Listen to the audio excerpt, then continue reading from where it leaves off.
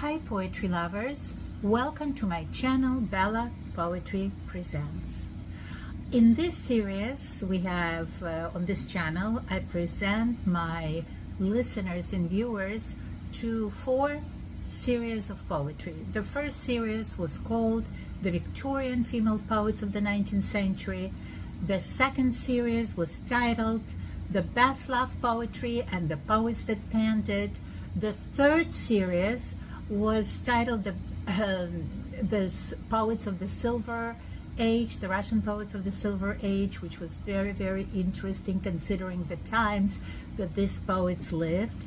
And our last series is called Poetry at Random, where I just pick up, it happened to be all female poets so far, but I just pick up poets that I like and enjoy their poetry and present them to you. Some of them you might know, some of them you might not. So in any case, it will be interesting to learn maybe something new about them and listen to their poetry. Today, I'm especially excited to talk about a woman poet, a female poet that is actually like me, was born in Chişinău, Moldova. She is a little bit younger than me, I think. Her name is Katia Kapovich. Yeah, she was born on June 21st, 1960. And I was extremely excited to find her. It was interesting to me to learn about her journey and how she became a poet. She writes in English and in Russian, as opposed to me, because I write primarily in English. So let's start and talk about this poet. This is her portrait. I like to show the portrait of a person that I'm talking about because faces are important and they tell a story. So this is a portrait of Katia Kapovich. As I said before, Katia Kapovich was born on June 21st, 1960. She's a Russian poet now living in the United States. She writes both in Russian and English. She was born in 1960 in a city called Chişinău, Moldova, in the former Soviet Union, the only child of Jewish parents. And it's interesting because I'm also the only child of Jewish parents, and I was born in Chişinău when it was Soviet Union. I lived there for 16 years. So that's something that we both share. In Soviet Russia, she was a member of Samizdat dissident group, which led to repeated arrest and difficulty publishing her work. That's why our paths kind of go into different directions, because I immigrated to Israel at the age of 16 and she stayed at that time in Russia. Katia immigrated to Jerusalem in 1990 and then to the United States in 1992. Currently, she resides in Cambridge, Massachusetts, with her husband, the poet Philip Nikolaev. Together, they co-edited Fulcrum, an annual of poetry and aesthetics.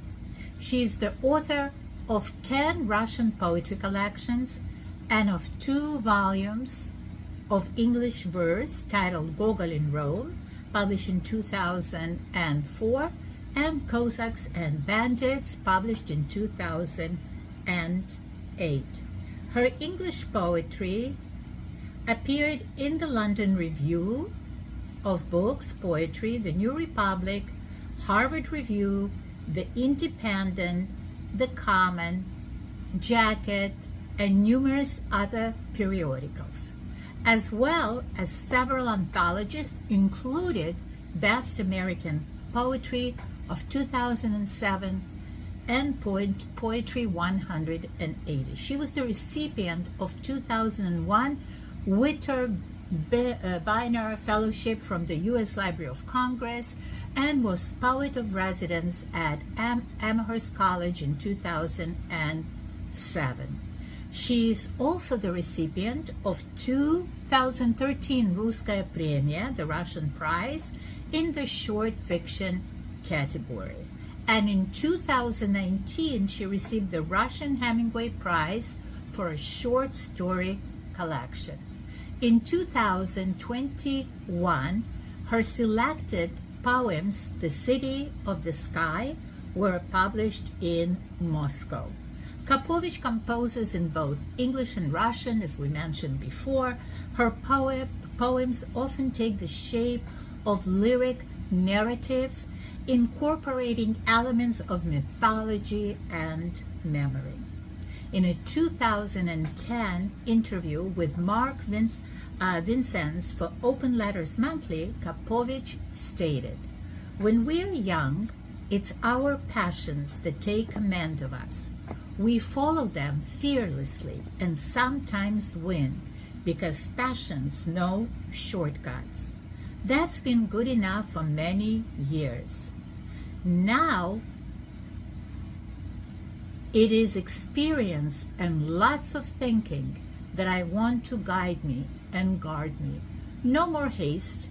In poetry, hastiness isn't appropriate. A lyrical poem is a small thing that can travel a long way. I slow myself down. I measure and weigh it in the palm again and again. Here is my only chance, I tell myself. I have one arrow, so it better be perfect." So today we will read a couple of her poems. The first poem is called A Portrait of a Dog as an Older Guy. When his owner died in 2000 and a new family moved into their Moscow apartment, he went to live with mongrels in the park. In summer, there was plenty of food. Kids often left behind sandwiches, hot dogs, and other stuff. He didn't have a big appetite, still missing his old guy. He too was old. The ladies no longer excited him, and he didn't burn calories chasing them around. Then winter came, and the little folk abandoned the park. The idea of eating from the trash occurred to him, but the minute he started rummaging in the overturned garbage container, a voice in his head said, "No, Rex, the remnants of a good upbringing lower our natural survival skills." I met him again in the early spring of 2001. He looked terrific. Turning gray became him. His dark, shepherd eyes were perfectly bright like those of a puppy.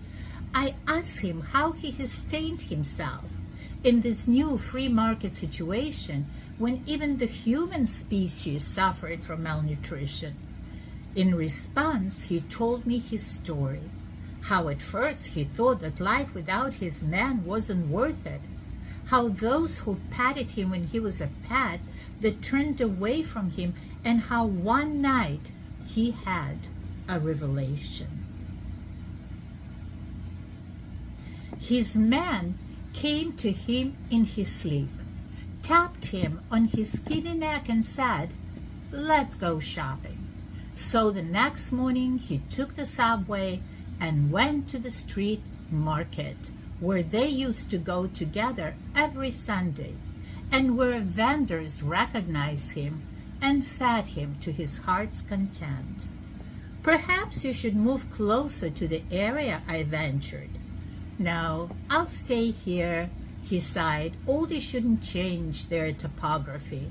That's what my man said." Indeed, he sounded like one himself. The next poem is called Cossacks and Bandits. I grew up in a village built on coal and labor. An outhouse on a dirt road by a water pump glared at the whitewashed fences of uniformed yards that gaped like broken teeth in the mouths of miners. All summer we played Cossacks and Bandits, shot our symbolic rifles and revolvers, and when killed would crush a wild cherry in the breast pocket, the spot where the heart stopped. Who started it? The red spreading over white satin, never to be washed away completely. I killed you! I killed you! I screamed as he fell down.